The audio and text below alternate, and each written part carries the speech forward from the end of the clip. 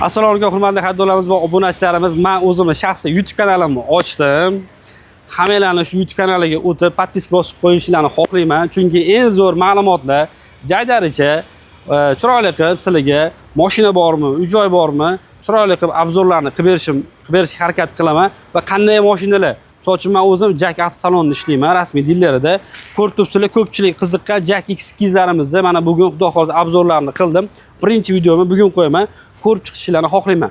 Undan tashqari butun gruzovoylar bormi, Kia bormi, BYD bormi, hammasini xudo xohlasa chiroyli qilib obzorlarni qilib, boshlang'ich to'lov necha pul bilan chiqadi, naqdga qancha bilan chiqadi, rassrochka bormi, hammasini eng zo'r shaklda sizlarga ma'lumotini berib o'taman, xudo xohlasa.